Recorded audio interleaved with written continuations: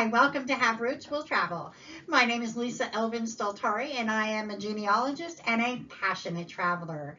For those of you just joining us, we have been exploring individual Filles du Roi King's daughters, one by one. There's over 700 of them, I think, and we're on number 46, so we've got a long way to go. And really and truly, I want to pay homage to these incredible women, and that's kind of how this program or this series sort of started, because I wanted to pay homage to my great-grandmothers, and all of the Filles du Roi that are in my tree. But then I kind of branched out, and now it's a series. If you have a Filles du Roi that I have not featured yet, which I'm sure, please let me know, and I will try to move her to the top of the line, and we will get to that. For those of you who are new, I do have a website, Have Roots Will Travel, and I also have Twitter and Facebook. And any comments, anything you want to post, please email me at lisa@haverootswilltravel or post the comment below. I'm glad to hear from all of you. And don't forget to subscribe and click on that notifications alert. All right, let's get started, shall we?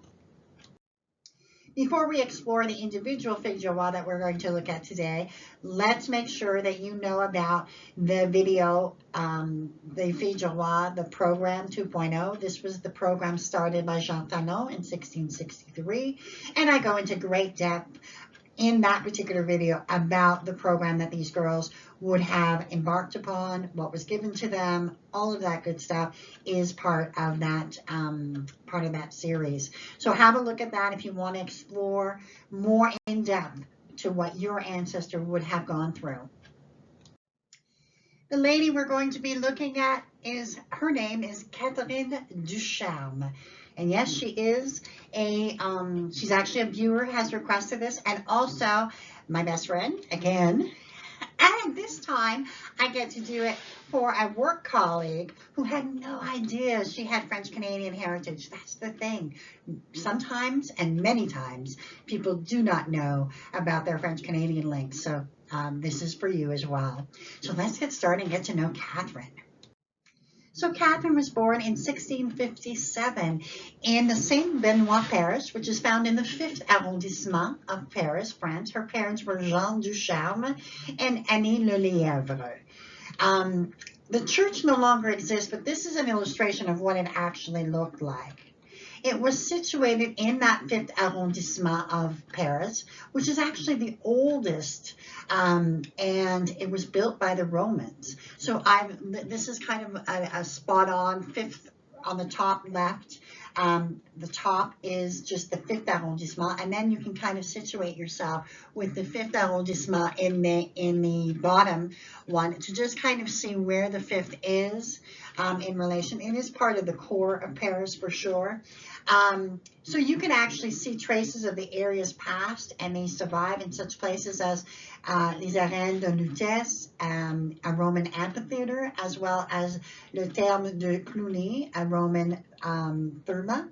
It's also known as the Pantheon and is found on the rive gauche of the River Seine. The 5th is one of Paris's most prestigious districts. Found in the arrondissement is the Quartier Latin, which is overflowing with universities and colleges and prestigious high schools, actually since the 12th century when the Sorbonne University was created. It's also home to the National Museum of Natural History and the Jardin des Plantes. So Catherine was recruited to be a Filles du Roi. She traveled on le Jean-Baptiste in August of 1671. She was just 14 years old, very young. She actually traveled with another Filles du Roi that we have profiled, Marie-Reine Charpentier, who was also very young. Her mother had passed away, but her father was still alive. Why was she sent as a Filles du Roi? Perhaps her father had remarried. We don't know, but in any event, Catherine was lucky enough to have someone to stay with for the first 6 months. Her uncle, Catherine Ducharme, was in Montreal, lived in Montreal, or Ville-Marie, as it was referred to. Her uncle happened to live next door to the Maison Gabriel, where many of the Filles du Roi were housed. So who is this groom that selected her? His name was Pierre Roy dit Saint-Lambert, and he was born in 1643, which would make him about 14, 15 years older than her. He was born in the town or the village, the commune, and we know what communes are in France. They are townships. Saint-Michel-le-Cloc. His parents were Jean Roy and Jeanne Boyer. And there's about 1,300 people who live there now. It's found in the Vendée region, a department in the Pays de la Loire region. The little red dot here on the map of France tells you a little bit about the location. The Church of Saint Michel dates from the 13th century, as well as several castles, such as the one named Castle Le Bourg, and that's pictured on the right side of your screen. I just love castles. He would arrive in New France sometime before 1666 because we found him in the census of 1666 working as a domestic servant for Jacques Lebert, who was a merchant in Montreal. So Catherine and Pierre married on January 12th, 1672 in the Notre Dame Cathedral in Montreal. This is the record of their marriage. I'm kind of excited to do this particular one because we haven't yet to see anybody in La Prairie. So this is the first time that we're exploring this area of Quebec. La Prairie, which literally means the meadow, was first given to the Jesuits in 1667. The seigneury would develop slowly, but by 1687, it had both a flour and sawmill. In 1691, the lumber would act as a barrier to the attack from mercenaries who came from New England. And later a small wooden church would be built, and we see that. So you kind of see where La Prairie is, and just the section of Quebec, how it grew. That gives you some idea of, what they settled. Now, what inspired me the most about Catherine Ducharme, I love her name, by the way, Ducharme meaning of charm, is the fact that she had the most children of any fille de roi. I always love people who, oldest, youngest, the most children, the least children, that sort of thing. But she had 18 children, which is a remarkable, remarkable feat. So let's get to know her 18 children and how many made it. Okay, we have her firstborn, Marguerite, becomes a nun with the Notre Dame congregation. Anne with Mary Louis Barbeau and have 20 children. Listen to me. 18 of whom would survive.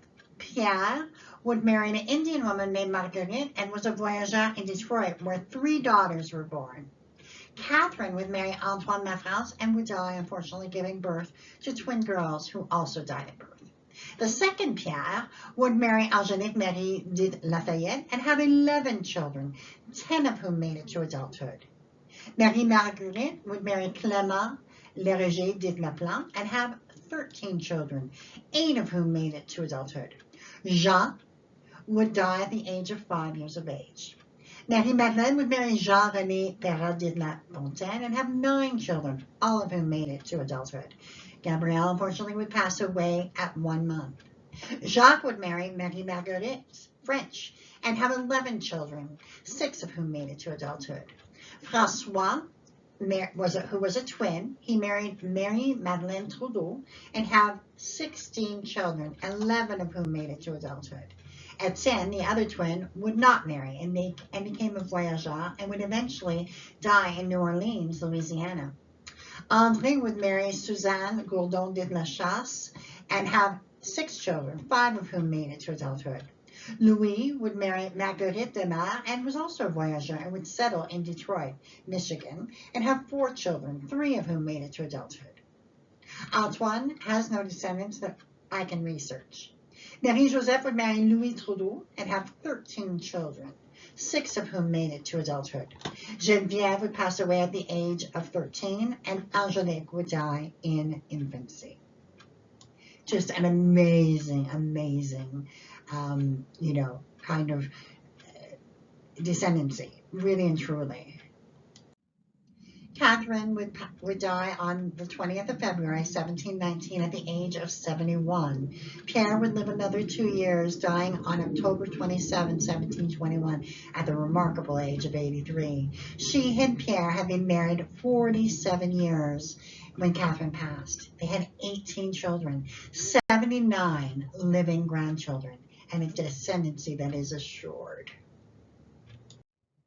And if you happen to be a descendant of this amazing couple, there is the Association des Familles Rois d'Amérique, a fabulous website, you can see. I posted a link to it as well. Please have a look at that website so you can get to know more about this side of your family tree. And with that, we end another incredible story of Les Filles du Roi and all that they went through. I thank you so much for watching, and I'll see you on the next episode. Until then, au revoir.